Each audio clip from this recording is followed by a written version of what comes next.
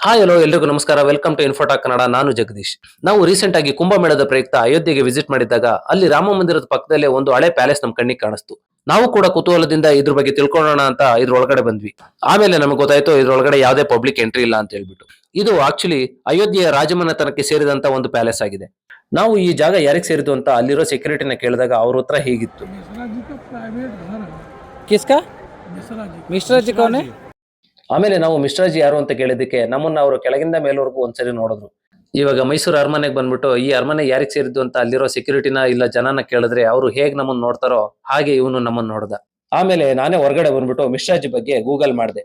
ಅವಾಗ ಗೊತ್ತಾಯ್ತು ಮಿಶ್ರಾಜಿ ಅನ್ನೋರು ಅಯೋಧ್ಯೆಯ ರಾಜಮನೆತನಕ್ಕೆ ಸೇರಿದವರಾಗಿದ್ದಾರೆ ಹಾಗೂ ಈ ಪ್ಯಾಲೇಸ್ ಅವರಿಗೆ ಸೇರಿದ್ದಾಗಿದೆ. ಈ ಅರಮನೆಯ ಒಳಗೆ ಯಾವುದೇ ಪಬ್ಲಿಕ್ ಅಲೋ ಇಲ್ಲ, ಯಾಕೆಂದ್ರೆ ಇದು ಸ್ವಲ್ಪ ಬೀಳುವ ಸ್ಥಿತಿಯಲ್ಲಿ ಇರೋದ್ರಿಂದ, ಈ ಬಿಲ್ಡಿಂಗ್ ನ ಪುನರುಜ್ಜೀವನ ಆಗದೆ ಇರೋದ್ರಿಂದ ಇದು ಪ್ರವಾಸಿಗರಿಗೆ ನೋಡೋದಕ್ಕೆ ಲಭ್ಯವಾಗಿಲ್ಲ. ಈ ಕಟ್ಟಡದ ಒಂದೊಂದು ಮೂಲೆಯ ರಚನೆಯು ತುಂಬಾ ವಿಭಿನ್ನ ಹಾಗೂ ಸುಂದರವಾಗಿದೆ.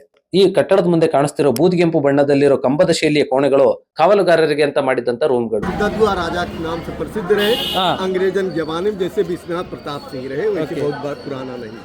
ನಾವು ಈ ಪ್ಯಾಲೇಸ್ ಬಗ್ಗೆ ಅಲ್ಲಿ ಲೋಕಲೈಟ್ಸ್ ನ ವಿಚಾರಿಸಿದಾಗ ಅವ್ರು ಹೇಳಿದ್ದೇನೆಂದ್ರೆ, ಇದು ಮುಂಚೆ ತದ್ವಾ ರಾಜ ಎಂಬ ರಾಜನ ಅರಮನೆ ಆಗಿತ್ತು. ನಂತರ ಇದು ಬ್ರಿಟಿಷರ ವಶಕ್ಕೋಗಿ ಆನಂತರ ಇದು ಪ್ರತಾಪ್ ಮಿಶ್ರಾ ಅವರ ಫ್ಯಾಮಿಲಿಗೆ ಹ್ಯಾಂಡ್ ಓವರ್ ಆಗಿದೆ ಅಂತ ತಿಳಿದು ಬಂತು.